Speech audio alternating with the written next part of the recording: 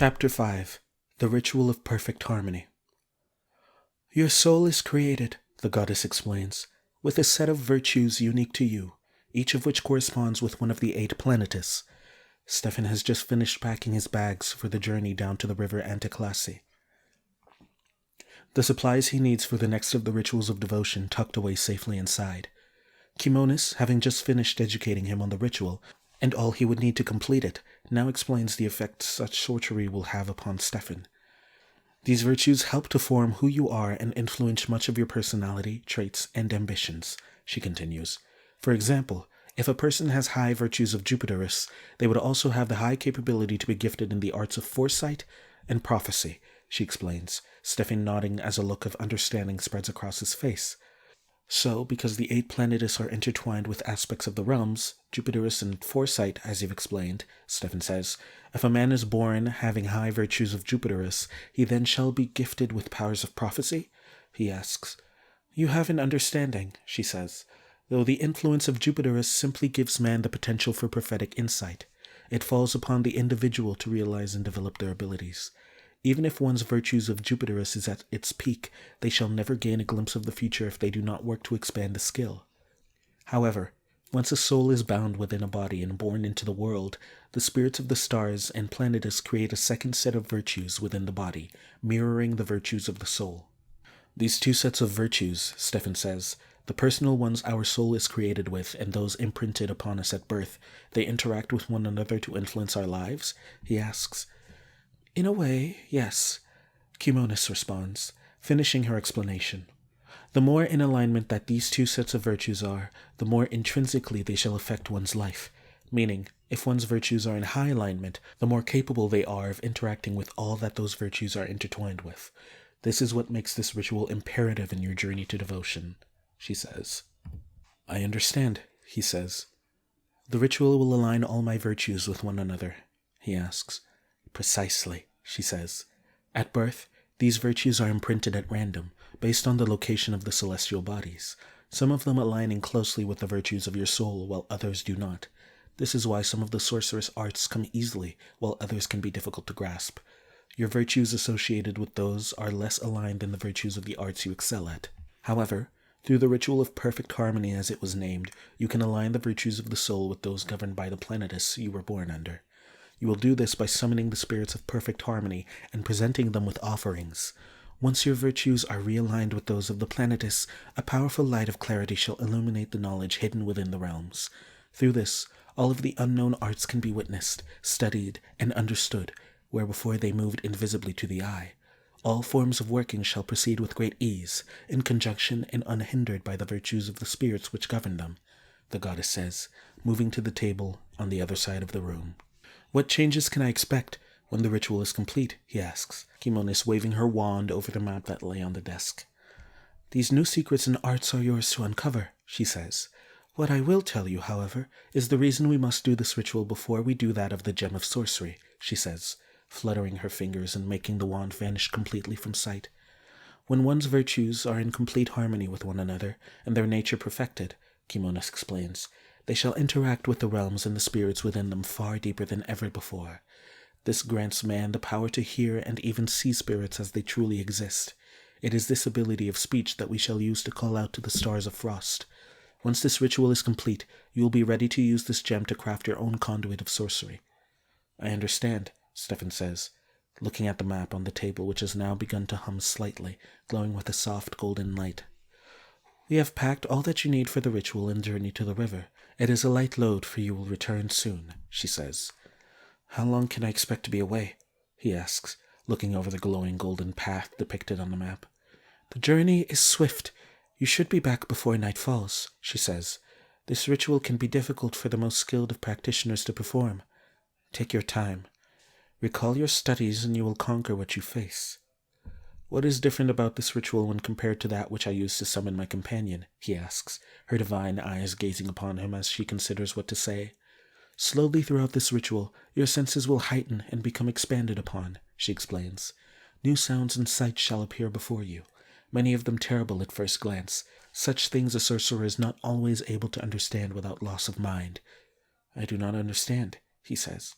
When summoning the infernal Lord Briareus, did you see or only sense his presence as he appeared before you? She asks.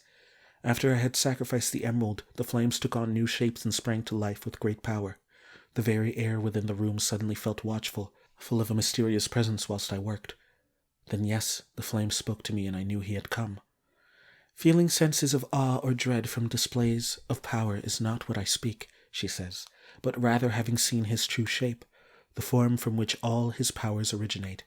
When one witnesses the true form of a spirit, the experience is often too overwhelming for their bodies and thoughts to comprehend, causing their minds to break and never recover. Thus, many sorcerers leave their virtues unaligned, choosing instead to command such powers at less dangerous distances. Though one's virtues need not be aligned for many of the sorcerous arts to function, if one wishes to command powers of divinity, the first step is their alignment of such virtues. This is because the sorcery of the divine manipulates that which binds us at the most fundamental levels. Thus, to do such workings, a truly unified understanding of all things is required. Not all of man is capable of witnessing the realms as they truly are. This is why they cannot without the aid of the ritual. Should one of feeble mind acquire such gifts, he would be unable to make sense of what he sees, shattering his intellect in an attempt to understand. Because one's mind must be strong and one's heart true before they may learn the process of the ritual of perfect harmony, very few sorcerers who manage to attempt it lose themselves along the way. This not only keeps such powerful secrets in the hands of those who deserve them, but protects the naive and weak-minded from being darkened by the true state of the realms, she explains. Had I completed this ritual before gaining my companion, Stefen asks, what would I have seen during the summoning? For I could feel his very presence without even the proper sight. Yes, she says, though not all is truly as it may seem. The infernal Lord Briareus, which you have summoned, for example, has a form which often strikes horror into the minds of those who witness him. His body is that of a great black spider bearing the head of a ferocious lion. Rather than a spider's legs, he moves using 8 cloven hooves, like that of a black goat. Seeing such a spirit would have caused you great unease, breaking your focus during the ritual. Once the alignment is complete, Stefen says, shall I be forced to see and feel all spirits in this way? He asks, frightened nerves rising within him. Yes, Stefen, you will, Kimonos explains. Though fear nothing of this, for the spirits have and will continue to exist undisturbed. The difference lies only in your perception of them, she says. There is no other path, some method of enchanting the gem without doing this? He asks. No, Stefen, she says coldly. Should the virtues which you hold remain unaligned, your mind shall stay ignorant to the true nature of the realms. This would prevent you from learning anything further regarding the arts of divine sorcery, bringing an end to our time with one another. It truly is the one way forward, he accepts. Yes, my dear, she says. On the path which you walk, it is the only way through, she explains, moving to the door, and with a snap of her fingers it flies open. The time has come for you to depart on your journey, but I shall go with you to the castle gates, she says, the both of them leaving the room and walking down the long hallway. Just as before, you need only follow the golden path, Kimonos explains, leading him out of the castle. Though much shorter than last time, you must be mindful of the sorceress who lives in the towering castle. All the horrific creatures that have been summoned to these mountains continue to prowl the lands, their goals still unknown to me. Should you come to face one, your bow and companion shall be a great help in dealing with it, she finishes, and the two of them enter the courtyard. Yes, my lady, I shall, he says, walking through the icy gates. Be swift and safe, Kimonos says, stopping at them as Stefen walks on alone.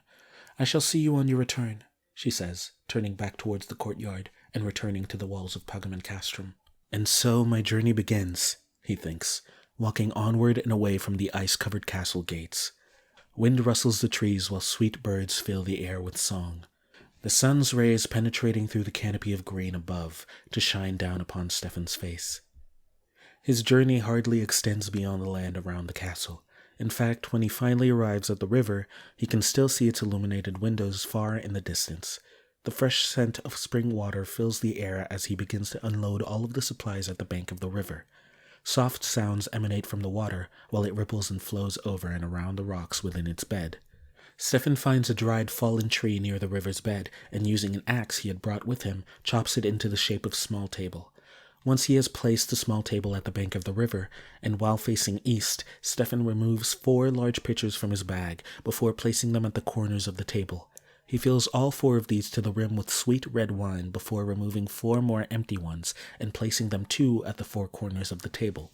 In the empty pitchers, Stefen places the offerings for the 4 spirits of perfect harmony.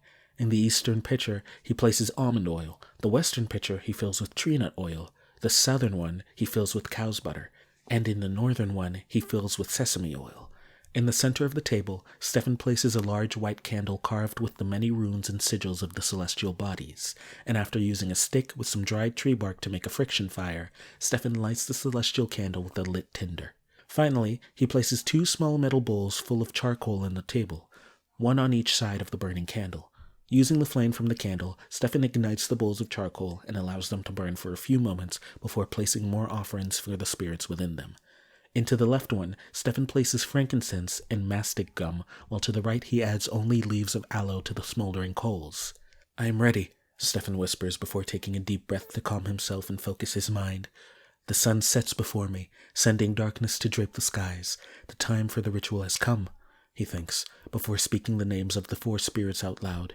"Magus," Stefen says boldly, his voice ringing through the air with each syllable. The moment the name is spoken, the vessels of wine and oil in the eastern corner of the table begin to hum and vibrate softly. Suddenly, an odd sensation floods over Stefen which causes him to feel as though he's being watched. "Kimonis warned me of this. I only sense the presence of the spirits as I summon them. I must have no fear, for these sensations will only grow," he thinks, continuing to speak the names. "Betsais," Stefen says next, and as the word is said, the 2 vessels in the western corner of the table begin to hum and vibrate just as the others had. "Now I need only repeat the 4 names, in order, 7 times, he reminds himself, continuing to speak the final 2 names. "Vasidis and Nufendis," he says, power rising within his voice before all of the remaining vessels begin to hum loudly while vibrating powerfully. Stefen repeats the names of the spirits 4 more times, and on the 5th, all of the liquid within the 8 containers instantly begins to boil. "Magus, Betsais, Vasidis, and Nufendis," Stefen repeats before the liquid in the vessel suddenly becomes steam as a thick, impenetrable fog envelops him. "Magus, Betsais, Vasidis," he repeats a final time before speaking the name of the last spirit. "And Nufendis," Stefen adds, completing the summoning portion of the ritual. Great and powerful sounds, loud as thunder strikes, issue all around as the air is blown from Stefen's body before he is knocked unconscious. Stefen awakes and rubs the blur from out of his eyes, finding himself in the middle of a dark cave, the stone floor cold beneath him as he rises to his feet. He looks around trying to find some hint of what he must do next, but in the darkness he can hardly make out anything around him.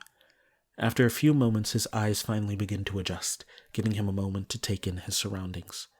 The cave is small and without an entrance or exit. The floor beneath him is covered in clutter. Sticks, rocks, and even a small bit of shattered glass litter the cool stone of the cave. Stefen stands there, praying for some hint as to what he must do next when he sees words being carved upon the cave wall before his eyes, as if by sorcery. "A light is needed to align fire's virtue. Summon sacred flame." Sacred flame. He recognizes the words, for he has studied such knowledge in the halls of Pagamon Castrum. As he learned from the ancient text within the library walls, a sacred flame is a fire that has been created through either refraction or friction. Once the fire burns brightly, it is blessed using the prayer of the goddess Photius, of the blessed flame. These flames can then be used to sacrifice offerings or call out to the far spirits of the realms. Because of her high station and prominent lineage, Photius receives a small portion of all offerings made to all other divine beings. Thus, her prayer must be invoked during the crafting of such flames, before they may be used to assist in any religious or sorcerous craft. Stefen begins rummaging through the clutter on the floor, searching for the supplies he needs. He collects a dusty smooth stick and a small flat broken piece of wood. In the flat wood he uses some of the glass to carve a small hole for the stick to fit into. He then places the dried pieces of kindling he found where the 2 pieces of wood meet. With his hands low to the base of the sticks, Stefen begins rubbing them back and forth while constantly pushing the stick downward. He continues to do this while speaking the prayer softly, until finally the kindling ignites and forms a small fire. The flames do not stay small for long. Mere moments after it is lit, the fire spreads widely, engulfing the wood Stefen had used to start it. The entire cave, now illuminated by the blessed light of the flames, forces Stefen to see a horrific sight. The creature which stands next to the words carved into the wall fills him with terror and sends him stumbling backward in shock. Standing before Stefen is a being so celestial in nature that simply gazing upon it fills him with an overwhelming sense of awe. Its shape is unlike any creature he has seen before. Like a centaur, it has the upper torso of a man, yet the lower body seems to be that of an animal, or an animal to be specific. The front half, including its two front legs, is that of a great golden lion. The legs and paws so strong and formidable, Stefen doubts there would be anything he could do should the spirit attack him. Its back half is that of a stunning palomino horse, yet the tail remains distinctly lion-like. Its face is that of a beautiful man, hair long as a horse's mane, glistening golden as the shining sun. His eyes seem to have some of the shining constellations themselves trapped within their depths. The creature is crowned with two great horns like that of a ram's. These originate from the temples and rise above his head before curling back behind his ears. The combined features of these creatures filled Stefen with powerful senses of reverence and terror. He gazes at the spirit, transfixed by its fierce magnificence. Stefen stands there like that, seemingly enchanted, until it lifts one powerful paw from the floor. Using only a single claw, the spirit begins to carve words into the wall in the same style as the hint that had appeared earlier. The spirits have and will continue to exist undisturbed. The difference lies only in your perception of them. The words of Kimonis suddenly echo through his head, and Stefen understands. The spirit has stopped writing and now steps away from the wall, giving Stefen a full view of the new words carved into the stone. The man's head turns, unleashing his silvery lion-like eyes upon Stefen before vanishing in a large puff of glittering golden smoke. Once the smoke has cleared from the cave, Stefen notices 12 distinct clusters of holes carved into the walls around him before reading the new words written before him. I, Megis, spirit of the stars of fire, have tested your intellect through the sacred flame. Now proven true, I gift to you the truest sight within the realms, carefully used to find the stars of which I rule.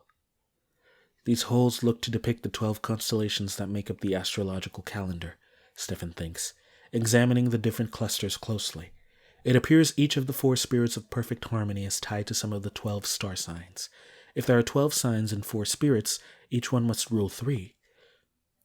Megis is the spirit of the stars of fire.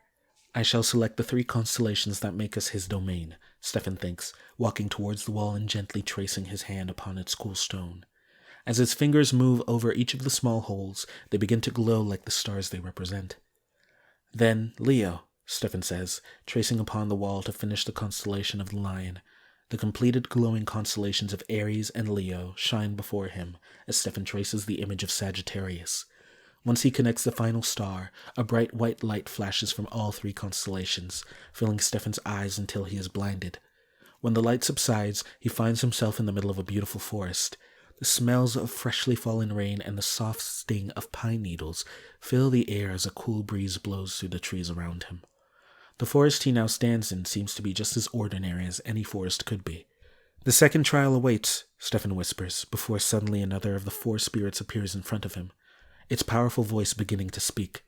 Thus we have granted sight and speech, the spirit says, its shape similar to the first, but rather than the face of a beautiful man, it has the upper torso of a maiden with a glistening golden hair. A set of horns like that of a bull rises out from the top of her head, crowing her brow with celestial golden horns. The lower half of her body, however, is a strange mix of 2 unlike creatures.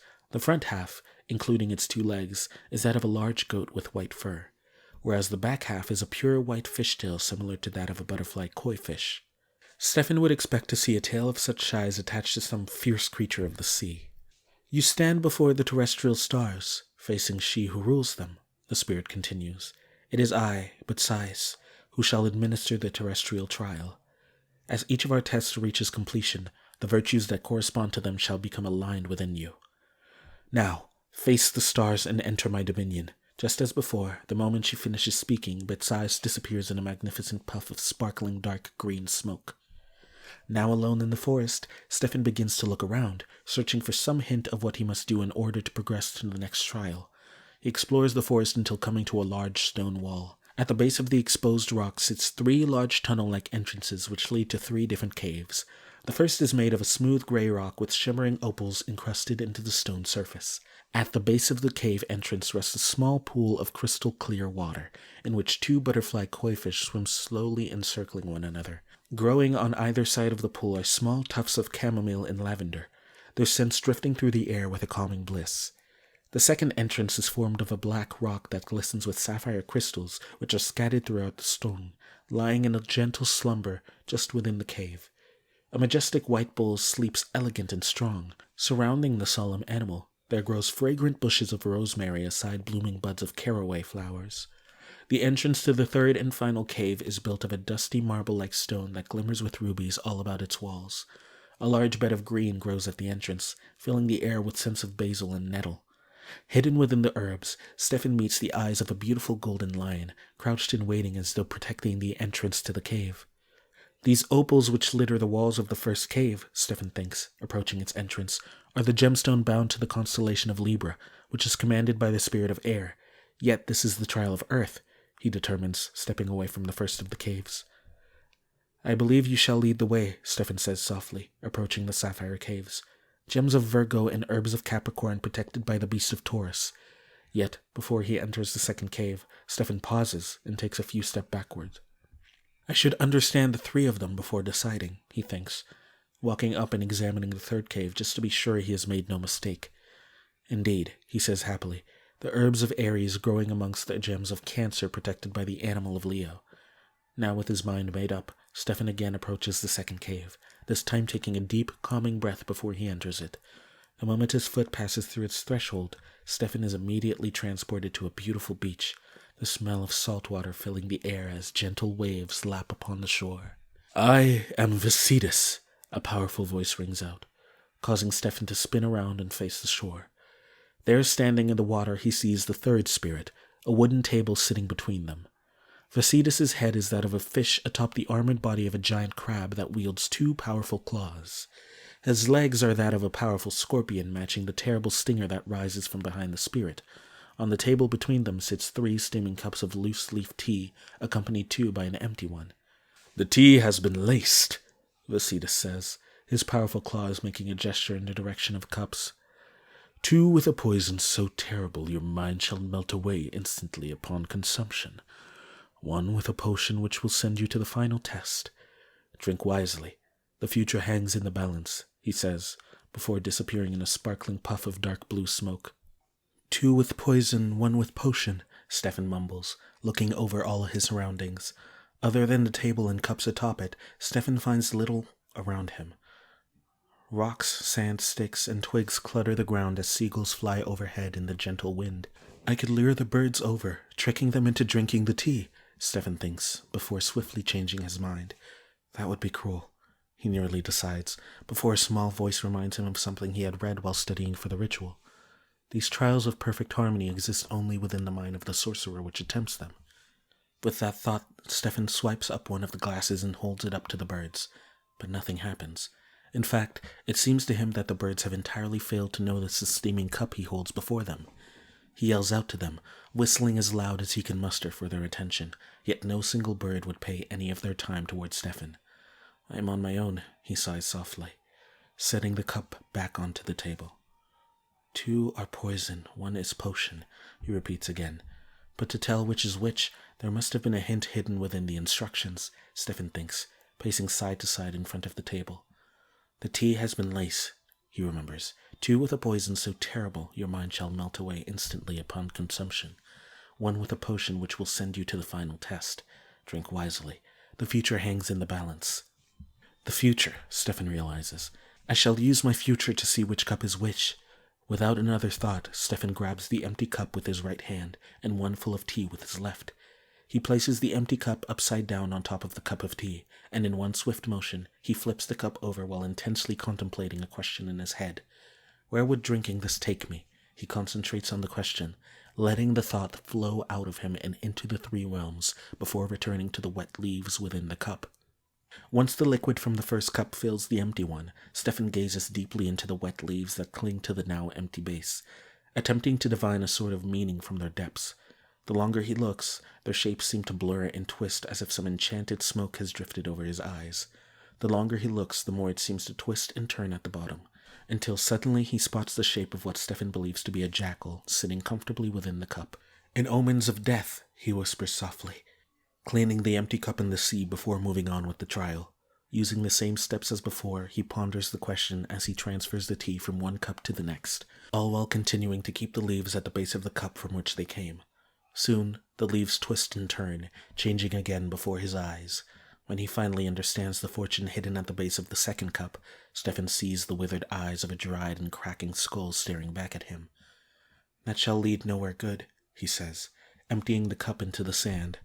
"It is only you and I now," he says, grabbing the final cup, closing his eyes and taking a deep drink from it. When he opens them, Stefen finds himself to be at the topmost point of a colossal mountain, the stars of the night shining brightly over his head.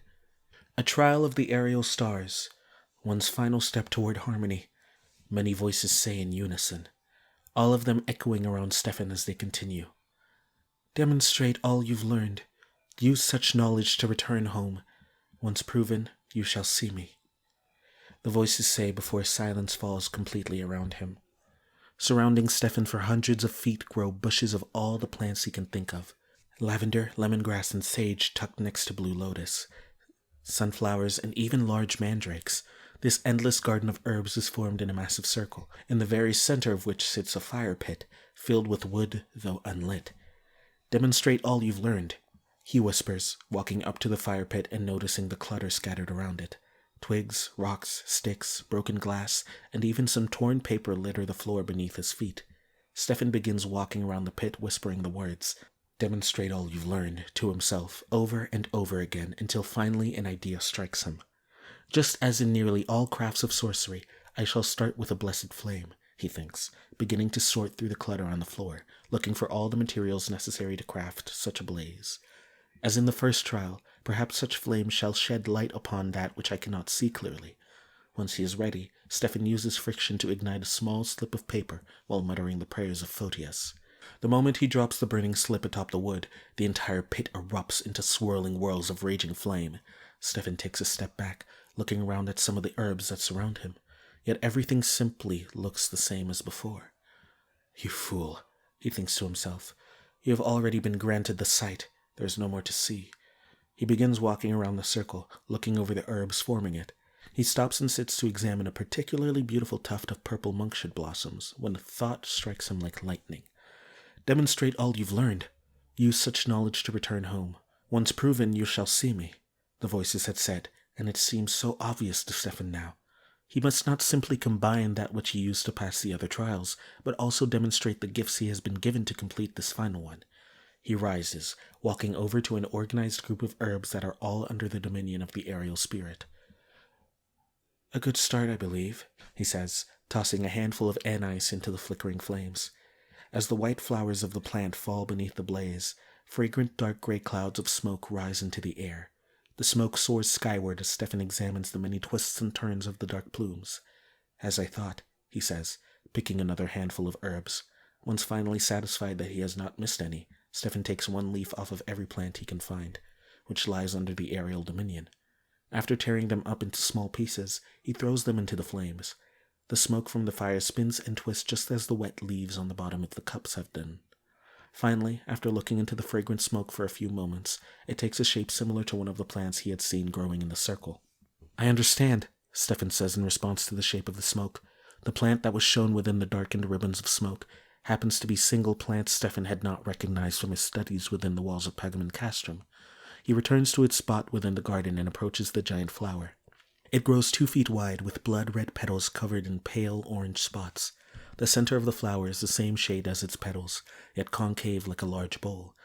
Held within the curved center are small blood-colored spikes, seeming to glisten as though slightly wet. He begins to sing softly a hymn he had learned during his studies. Typically useless, yet now his virtues are aligned, the power of his voice shall be imparted upon the words. As he progresses from verse to verse, the red spikes within the flower begin to glisten from within with a dull red light. Once Stefen has finished the hymn, the entirety of the plant glistens and glows with a powerful light.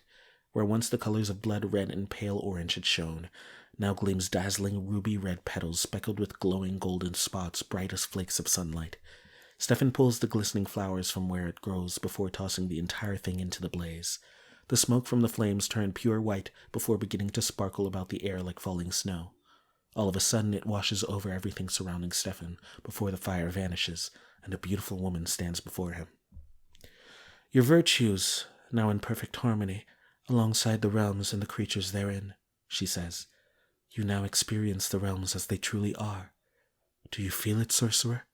The breath of wind, pulse of life, warmth of stars. What before is part, now is whole. Through this ritual of harmony your nature is made perfect, she says. Everything goes black and Stefen awakes, sitting at the bank of the river, in the same location where he had started the ritual.